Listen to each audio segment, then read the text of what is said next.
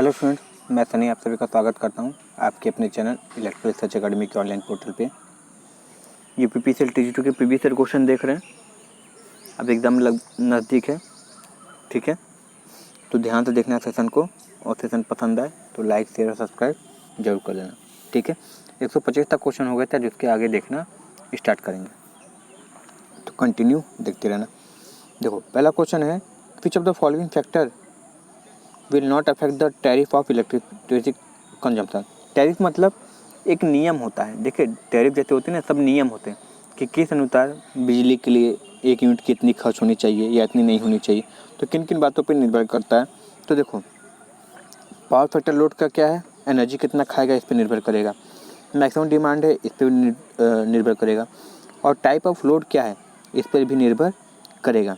मगर number of energy meter connected कितना है, ये मैटर निर्भर नहीं करता। यानी बिजली कितनी खपत हो रही है, ये किस पे निर्भर करेगा, तो एक को छोड़कर बाकी सभी पे निर्भर करता है। इसलिए ऑप्शन नंबर ए सही हो जाएगा।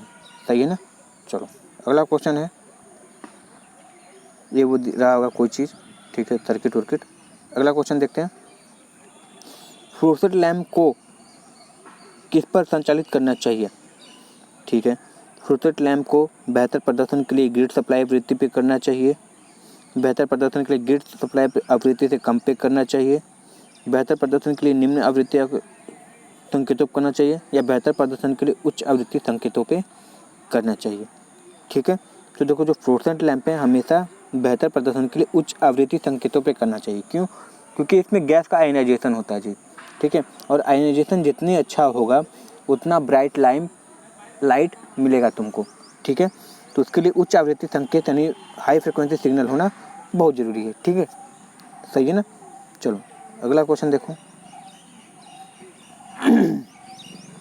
किसी लैप ऑन डीसी मशीन में, लैप यानी इसकी बात हो रही, तो लैप में क्या होता है हमको पता है सर जी, ए बराबर पी होता है। और ये अगर वेव की बात करेंगे तो ए बराबर 2 हो जाएगा। यानी समानांतर पथों की संख्या पोल के बराबर होती है लैप में। कहीं दिया है, हाँ सर जी, ए बराबर पी होता है। सही है। चलो, अगला क्वेश्चन देखो, निम्नलिखित में से किस उपकरण में बैटरी एक आवश्यक घटक है। ठीक है, सबसे इम्पोर्टेंट बैटरी किस में है, ट्रांसफार्मर में तो होता नहीं है, संयंत्र में, पावर प्लांट में कोई यूनिट नहीं है, ठीक है। देखो, यूपीएस यानी फुल फॉर्म पूछेगा तो क्या मारोगे सर, अनइंटरप्टेड पावर सप्लाई। जैसे कंप्यूटर में होता है कि लाइट चली जाती है तभी तुम्हारा कंप्यूटर चलता रहता है, तो किसके कारण चलता है सर, यूपीएस के कारण। क्यों? क्योंकि सर उसमें एक आवश्यक बैटरी लगी होती है, तो यूपीएस हमारा सही आंसर हो जाएगा। फुल फॉर्म याद रखना, अनइंटरप्टेड पावर सप्लाई होता है। चलो, अगला देखते हैं,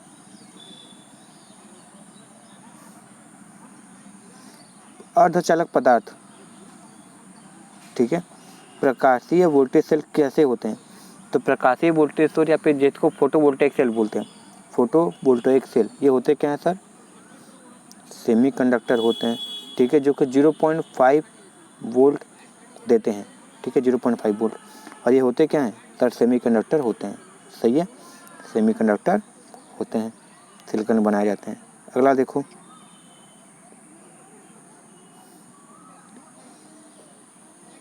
जो मृदु लोहे होते हैं, चुंबकीय मृदु लोहे जिनका चुंबक बनाया जाता है, उसमें क्या होता है, high permeability, no magnetic property, no permeability, low permeability. निम्न तो नहीं होता है, एकदम तो कभी नहीं हो सकता। नो मैग्नेटिक प्रॉपर्टी होती है, और वो क्या होती है, बहुत उच्च होती है, यानी बहुत तगड़ा चुंबक बनाए जा सकते हैं सॉफ्ट आयरन के, ठीक है, याद रखना। मगर अधिकतर टेम्पोररी बनाने में प्रयोग करते हैं। सही है ना, तो बहुत तगड़े बनाए जाते हैं। सही है। चलो, अगला देखो, अगला क्वेश्चन क्या है कि विद्युत प्रणाली में के लिए कम लागत वाली सुरक्षा कौन सी है। अच्छा, सबसे कम सुरक्षा वाली कौन सी है, बात करें तो देखो, सर्किट ब्रेकर महंगी आती है, आइसोलेटर महंगे आते हैं, एयर ब्रेक स्विच भी होती है, महंगी आती है। मगर रिवार्वेबल जो फ्यूज़ होती है, जो नॉर्मल फ्यूज़ देखो तो तुम्हारे 10 रुपये 15 रुपये से फ्यूज़ स्टार्ट हो जाती है, और जब ज़्यादा जाओगे 100 एम्पियर तक जाओगे तो मुश्किल से 100-150 तक की मिल जाती है। मगर जो एमसीबी आती है तुम्हारी 250-300 से तो स्टार्टिंग होती है। सही है ना, तो याद रखना, रिवार्वेबल फ्यूज का प्रयोग करते हैं। सही है ना। चलो, अगला क्वेश्चन देखते हैं, अगला क्वेश्चन क्या है, अच्छा इसको उठाते पहले।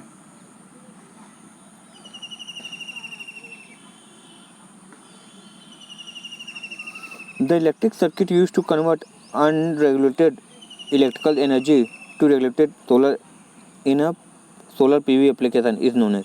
अच्छा, एक ऐसा सर्किट जो क्या करता है, हमारे जो सोलर की एनर्जी है उसको इलेक्ट्रिकल में कन्वर्ट करने का काम करता है। तो ये केवल एक ही करता है, ठीक है, जो कन्वर्टर लगा होता है। जैसे बैटरी के पास इन्वर्टर लगा होता है, ठीक है, बैटरी के पास इन्वर्टर लगा होता है जो डीसी को एसी में बदलने का काम करता है। उसी तरह यहाँ पे भी लगा होता है जिसको क्या बोलते हैं, पावर इलेक्ट्रॉनिक कन्वर्टर बोलते हैं। क्या बोलते हैं, पावर इलेक्ट्रॉनिक कन्वर्टर बोलते हैं। सही है ना, तो इसको याद रखना, पावर इलेक्ट्रॉनिक कन्वर्टर बोला जाता है।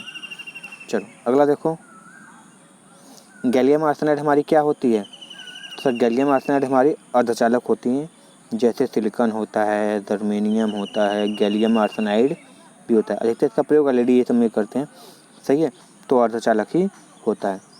सही है ना। चलो अगला क्वेश्चन देखते हैं। HVDC ट्रांसमिशन में प्रयोग न किया जाने वाला आवश्यक क्या है। हाई वोल्टेज डीसी ट्रांसमिशन में क्या प्रयोग नहीं किया जा सकता, ठीक है, अवयव क्या है। हाई वोल्टेज डीसी की बात बोला है, तो इसमें सर पहले तो परिणामीटर इसका सही आंसर होगा। परिणामीटर का प्रयोग नहीं कर सकते हैं, ठीक है। ट्रांसफार्मर, क्योंकि transformer step up step down करने के लिए होता है, तो HV चौथा इसका सही आंसर हो जाएगा। यहाँ पे सोलर पीवी क्यों दिया हमको नहीं पता, ठीक है। तो परिणामीतर यानी ऑटो यानी ट्रांसफार्मर का प्रयोग नहीं करते, ठीक है, सही है ना। तो इसका ऑप्शन नंबर 4 सही हो जाएगा। अगला देखते हैं, क्योंकि ट्रांसफार्मर एसी पे काम करता है न कि डीसी पे, याद रखना। विच of the following is not an overload relay. इनमें से कौन सा एक ओवरलोड रिले नहीं है।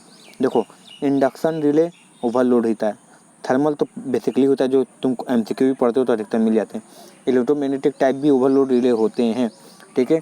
ओवरलोड रिले मतलब एक तरीके से कहें तो शॉर्ट सर्किट करंट को रोकने वाले, ठीक है। तो ये सब तीनों होते हैं, मगर स्टैटिक टाइप का कोई भी ओवरलोड रिले नहीं होता है, याद रखना। स्टैटिक टाइप का कोई भी ओवरलोड रिले नहीं होता है। चलो अगला क्वेश्चन देखते हैं। डीसी मोटरों में इंटरपोल का प्रयोग क्या किया जाता है। देखो, पहले तो डीसी मोटर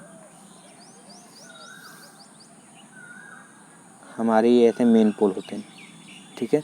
मेन पोलों के बीच में छोटे छोटे और पोल लगाए जाते हैं, जिनको हम क्या बोलते हैं, इंटरपोल बोलते हैं, ठीक है। इंटरपोल का काम क्या होता है सर, ये रिएक्टेंस वोल्टेज को उत्पन्न करते हैं। वही रिएक्टेंस बोलते हैं, यानी प्रतिघाती वोल्टेज जो हमारे कम्यूटेटर पे हो रहे स्पार्किंग को कम करने का प्रयास करते हैं, ठीक है। और ये आर्मेचर के साथ सीढ़ी में लगे होते हैं, सही है।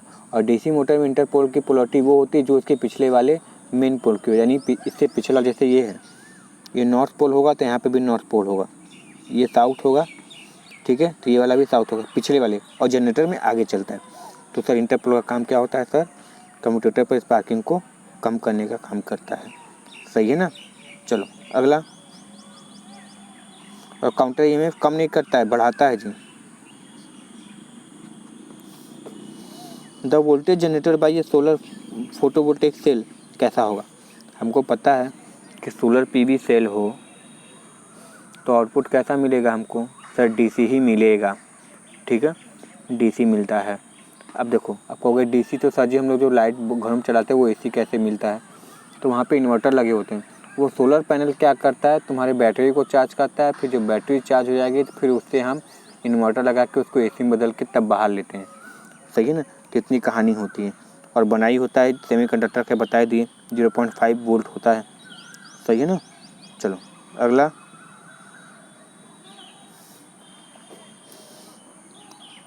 The initial cost of which type of transmission line is high. इनमें से किसका ट्रांसमिशन लाइन का कॉस्ट बहुत ज़्यादा होता है। ट्रांसमिशन कॉस्ट किसका सबसे अधिक होता है जी, तो सबसे अधिक तो अंडरग्राउंड ट्रांसमिशन का ही होता है, ठीक है, लगभग 5 से 7 गुना अधिक होता है, ठीक है। हालांकि ऑफलाइन बैच में भी चल ही रहा है, केवल ही पढ़ा रहे हैं, ठीक है। तो होता क्या है, अंडरग्राउंड ट्रांसमिशन लाइन में बहुत तगड़ी होती है कॉस्ट, लगभग 5 से 7 गुना। किसका 5 से 7 गुना सर, ओवरहेड में जो ट्रांसमिशन करते हैं, सही है ना। चलो, जैसे कि 1 किलोमीटर बिछाने के लिए अगर ओवरहेड में 1000 लग रहा है तो इसमें 5000 से 7000 लगेंगे, सही है ना, तो इसको याद रखना। चलो अगला क्वेश्चन देखते हैं।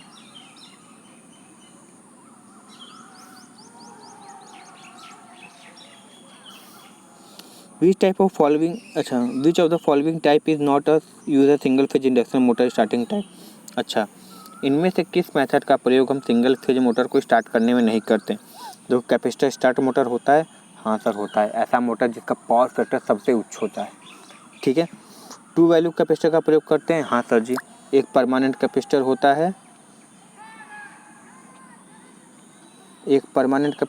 है, और एक टेम्पोरी कैपेसिटर होता है। टेम्पोरी वाला हमारा बना होता है किसका? इलेक्ट्रोलाइट का, और परमानेंट वाला ऑयल फील्ड या फिर पेपर फील्ड का। सही है, और दोनों आपस में पैरेलल में कनेक्टेड होते हैं।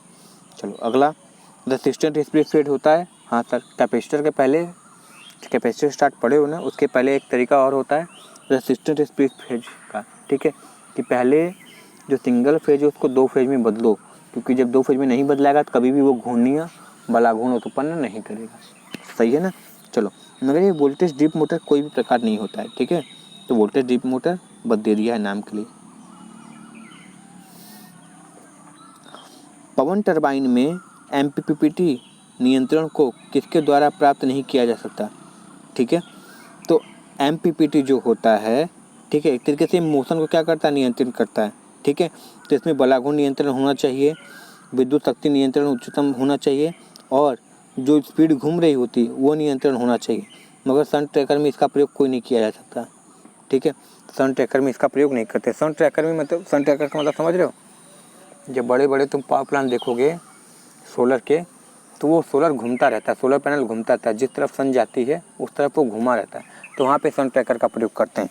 ठीक है, मगर पवन टरबाइन में नहीं करते हैं। सही है ना, तो यहाँ पे सही आंसर 4 हो जाएगा। चलो अगला देखो, सारे इंपॉर्टेंट क्वेश्चन है जी। अब सेशन लाइक शेयर और सब्सक्राइब जरूर कर देना। अगला क्वेश्चन है, high pressure mercury vapour lamp किस प्रकार के लैंप है? देखो, वैसे तो फ्लोरोसेंट लैंप भी तुम्हारे हाई डिस्चार्ज लैंप है। ठीक है, याद रखना, सोडियम वेपर लैंप भी तुम्हारे हाई डिस्चार्ज लैंप है। ठीक है, ये सब तुम्हारे क्या होते हैं? हाई डिस्चार्ज लैंप होते हैं। मगर इसमें पूछा कि HPMV high pressure mercury vapour lamp किस प्रकार के हैं? तो सर ये हमारे डिस्चार्ज टाइप के होते हैं। इसको डिस्चार्ज, यानी इसमें क्या होता है? गैस आयनाइजेशन होता है, गैस का आयनीकरण होता है। सही है ना, याद रखना। इनकैंडेंस लैंप उसमें प्रभाव पे काम करता है। सही है, और LED लैंप कब प्रकाश देता है? तो जब तक इसका रिकॉम्बिनेशन होता है, ठीक है, पुनर्नियोजन होता है, तब ये होता है। सही ना, तो ऑप्शन बी सही हो जाएगा। चलो अगला क्वेश्चन देखो, n प्रकार के पदार्थ उन औषधियों तक मिलाने पे निर्मित किया जाता है। देखो n प्रकार यानी पेंटावेलेंट की बात हो रही है, पेंटावेलेंट की बात हो रही है। ये पेंटावेलेंट है। पेंटावेलेंट क्या होते हैं सर? 5 संयोजी वाले होते हैं। क्या होते हैं? 5 संयोजी वाले होते हैं। अच्छा, ये तो डोनर होते हैं कि एक्सेप्टर? तो सर ये हमारे डोनर होते हैं, दाता होते हैं। ठीक है, जो ट्राइवेलेंट है वो ग्राही होते हैं। तो ये सब चीज़ों को याद रखना। और इससे मिलाने से एन टाइप मिलता है, और जब ट्राइवेलेंट मिलाते हो तो तुमको पी टाइप मिलता है। ठीक है, इसको एक्सट्रिंसिक सेमीकंडक्टर बोलते हैं। सही है ना। चलो अगला देखते हैं।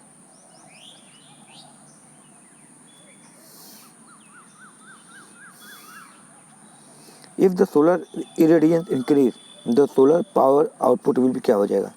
अच्छा मतलब कहने का ये है, जब सन की लाइट की तीव्रता बढ़ जाए, ठीक है, यानी सन से जो प्रकाश निकल रही है वो ज़्यादा निकलने लगे, तो हमारा क्या होगा? सोलर पैनल जो है आउटपुट भी ज़्यादा देने लगेगा, क्योंकि उसका प्रतिरोध कम हो जाता है।